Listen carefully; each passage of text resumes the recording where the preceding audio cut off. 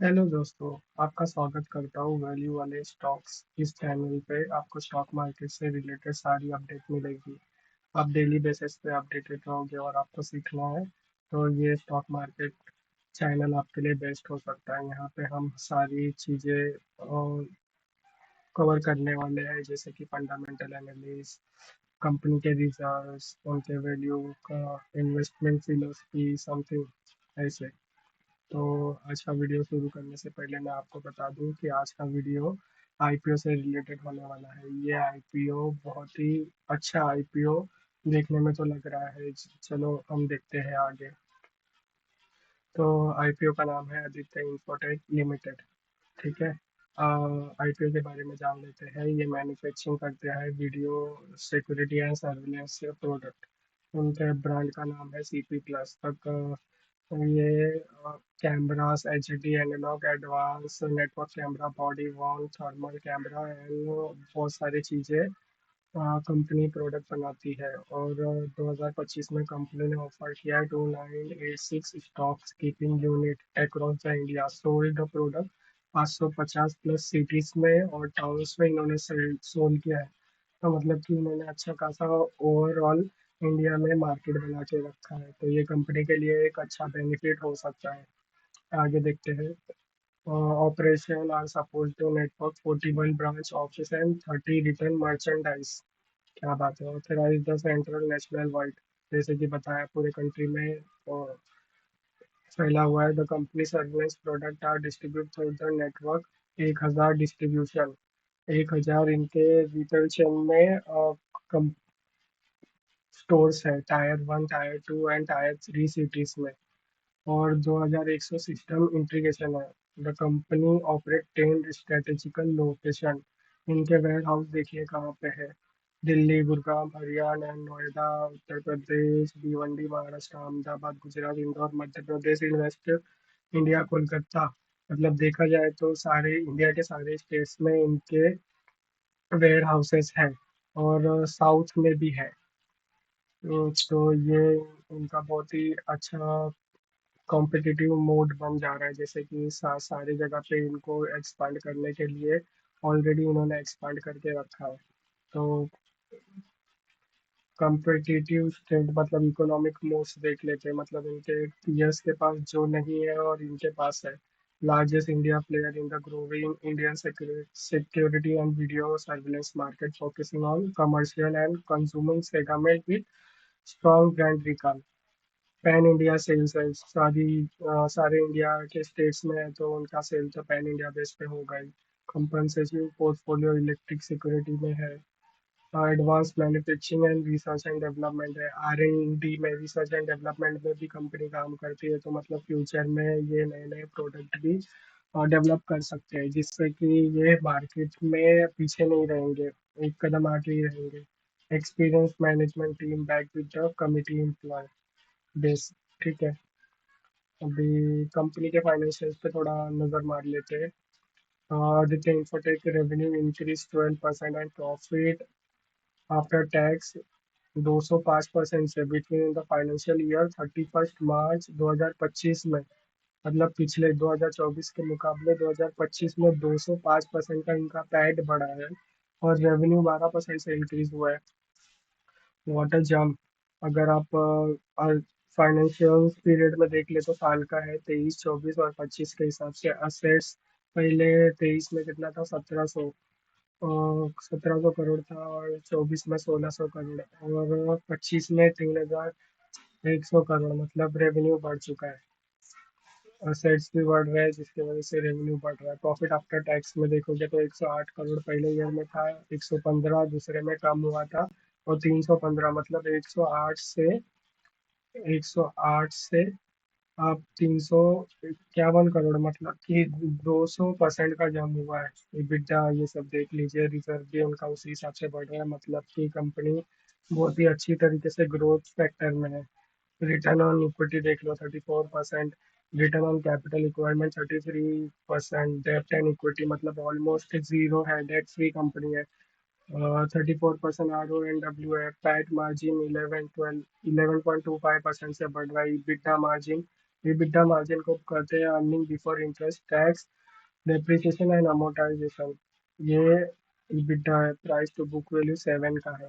ठीक है, आगे बढ़ते हैं। Aditya infotech book building 1300 crore. The issue combine the fresh issue 0.7 crore shares pass 500 crore and the offer for sale. मतलब ऑफर फॉर सेल का मतलब ये होता है जो आदित्य इंफोटेक्स के एग्जिस्टिंग शेयर होल्डर है, जैसे कि इंस्टीट्यूशन हो सकते हैं, बैंक्स हो सकती है, एलआईसी वगैरह हो सकती है, या उनके खुद के प्रमोटर हो सकते हैं जो कि ऑफर फॉर सेल ला रहे हैं, मतलब वो अपने शेयर बेच रहे हैं। तो उसकी टोटल वैल्यू है 500 करोड़ रुपए की, और एग्रीगेट वो 800 करोड़ रुपए उससे जुटाना चाहते हैं। Infotech IPO open the subscribe. IPO 29 जुलाई को आने वाला है, क्लोज होने वाला है 31 को। अलॉटमेंट आदित्य 1 अगस्त को अलॉटमेंट होने वाला है। और ये बीएससी में और एनएससी दोनों में लिस्ट होगा। टेंटेटिव डेट है, मतलब कि 5 अगस्त तक लिस्ट हो सकता है। आदित्य इंफोटेक आईपीओ प्राइस 640 से 675 हो सकता है। लॉट साइज 22 का है। मिनिमम अगर आप रिटेल के कैटेगरी में करते हो तो आपको 14,000 रुपया करना है, जिसमें आपको 22 शेयर्स मिलेंगे। The lot size small HNI के कैटेगरी में 14 है, 308 शेयर्स मिलेंगे। ठीक है, अभी इसको ये एक्सपेंड में देख ले तो कैसे है। इम्पोर्ट डेट आईपीओ डेट 29 जुलाई को जो बताया मैंने, 31 जुलाई तक चलने वाला है। लिस्टिंग डेट फेस वैल्यू 1 का होगा, तो फ्यूचर में आप बोनस और स्प्लिट के बारे में तो भूल ही जाइए, क्योंकि इसका फेस वैल्यू 1 है। अगर 10 का फेस वैल्यू होता तो स्प्लिट वगैरह आ सकता था, जिससे कि आपको शेयर्स मिल सकते थे। इशू प्राइस प्राइस बैंड है 640 से 675 का। लॉट साइज है 22 का रिटेल कैटेगरी के लिए। Fresh capital and offer for sale, मतलब फ्रेश कैपिटल भी कंपनी रेस कर रही है, और ऑफर फॉर सेल का प्रमोटर को जाता है। फ्रेश कैपिटल कंपनी के अकाउंट में पैसे जाते हैं। तो टोटल साइज है 1 करोड़ 92 लैक्स का। शेयर्स एग्रीगेट 1300 करोड़ के हिसाब से। फ्रेश इशू में 74 लैक्स करोड़ के शेयर्स बेच रहे 500 करोड़ के हिसाब से, मतलब कंपनी के पास 500 करोड़ जाने वाला है, और बाकी उसके एग्जिस्टिंग शेयर होल्डर के पास 800 करोड़ जाने वाला है, जिसमें कि शेयर प्राइस होगा, टोटल नंबर ऑफ शेयर होगा 1,18,51,851 का होगा। ठीक है, इशू बुक बिल्डिंग है। लिस्टिंग बीएससी एनएससी दोनों पे होगा। शेयर होल्डिंग प्री, मतलब पहले शेयर होल्डिंग के पहले कितना होगा, 10 लाख, 10 करोड़ 98 लैक्स। और शेयर होल्डिंग पोस्ट पे 11 करोड़ 72 लैक्स। आईपीओ डेट वगैरह ये तो मैंने आपको बता ही दिया, आप देख सकते हैं, यहाँ पे लिखा है। क्रेडिट में कब तक आ जाएगा, 4 अगस्त को आ जाएगा। रिफंड जिसको नहीं लगेगा उसको रिफंड भी 4 अगस्त को आ जाएगा, 1 अगस्त को ये। और लिस्टिंग डेट 5 को होगा। Aditya infotech IPO lot size, आप यहाँ पे लॉट साइज के बारे में देख सकते हो। रिटेल के लिए तो आपको पता ही होता है, 15,000 से कम होता है रिटेल मैक्स के लिए। 1,93,000 लॉट साइज है, 13 का। शेयर है 286। Small H N I category, मतलब जो रिटेल से ऊपर आते हैं उनको लॉट साइज 14 होगा, 308 का, और 2,07,000 का ये होगा। स्मॉल एचएनआई मैक्स, मतलब कि उसमें जो मैक्स लॉट साइज 67 का। Total number of share 1,474। Total आपको 10 लाख लगाना पड़ेगा। और बिग एचएनआई का इतना। शेयर होल्डिंग फ्री, मतलब उससे पहले कितना, मतलब आईपीओ से पहले का कितना था, 92.58। आईपीओ इशू होने के बाद प्रमोटर के पास 76.7% होगा, तो भी ये बहुत अच्छा रेशो माना जाता है शेयर होल्डिंग के हिसाब से, क्योंकि प्रमोटर के पास ज्यादा शेयर्स होते हैं, तो वो कंपनी को अच्छी तरीके से कैपेबल तरीके से चलाते हैं। और ईपीएस अगर आप देख लो तो प्री 32 था, पोस्ट के बाद 29 हो जाएगा, 2 रुपए का ये हो जाएगा। पी देखो देखो 21 का, पोस्ट के बाद 22 का हो जाएगा। तो आगे बढ़ते हैं।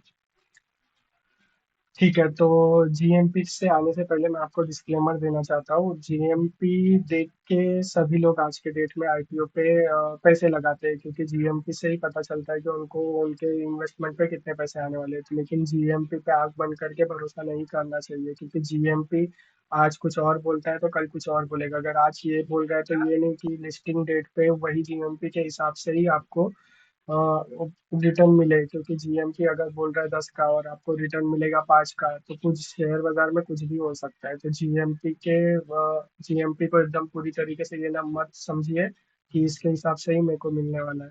तो चलो देख लेते हैं जीएमपी को। Aditya infotech IPO last GMP 217, last update 27 तारीख का, मतलब आज के दिन का जो रिकॉर्ड कर रहा हूँ, तो लेटेस्ट 217 का बता रहा है, with the price band 670। Aditya infotech IPO estimate मतलब 892, जीएमपी के बाद 892 का एस्टिमेट बता रहा है, 32% का प्रॉफिट बता रहा है। ठीक है, तो जैसे कि मैंने आपको बोला कि अभी के टाइम पे जो जीएमपी बता रहा है 675 का आईपीओ है। अगर लिस्टिंग होता है तो 892, अगर ये जीएमपी करेक्ट होता है तो आपको 892, 32% का रिटर्न मिल जाएगा। लेकिन फिर भी मैं आपको फिर से मैं बता रहा हूँ कि जीएमपी पे आप पूरी तरीके से भरोसा मत कीजिए। कंपनी नो डाउट बहुत ही अच्छी फाइनेंशियल इसकी है, कस्टमर बेस भी इनका अच्छा है, हेल्दी बैलेंस शीट है, सब कुछ है। लेकिन जीएमपी एकदम परफेक्ट नहीं होता है। आप अप्लाई कर सकते हो लिस्टिंग गेम के हिसाब से, लेकिन स्टॉक मार्केट में कुछ भी हो सकता है। अगर 32% बता रहा है, 32 ना मिले, आपको 10% ही मिले, 10 भी ना मिले, डिस्काउंट में हो जाए, माइनस में हो जाए, तो आप क्या करोगे? ये स्टॉक मार्केट है, इसमें कुछ भी हो सकता है। तो अपने हिसाब से रिस्क लेके आप कर सकते हो इन्वेस्टमेंट। तो दोस्तों, आपको अगर ये वीडियो पसंद आया है तो लाइक करें, सब्सक्राइब करें। और एनएसडीएल का भी मैं आईपीओ के डिटेल्स एनालिस्ट करने वाला हूँ, तो आप मुझे बताइए कि आपको आज ही चाहिए या बाद में चाहिए। और भी किसी रिलेटेड शेयर से रिलेटेड आपको इंफॉर्मेशन चाहिए तो आप मेरे को कमेंट्स में बता सकते हो और अपना फीडबैक्स भी दीजिए।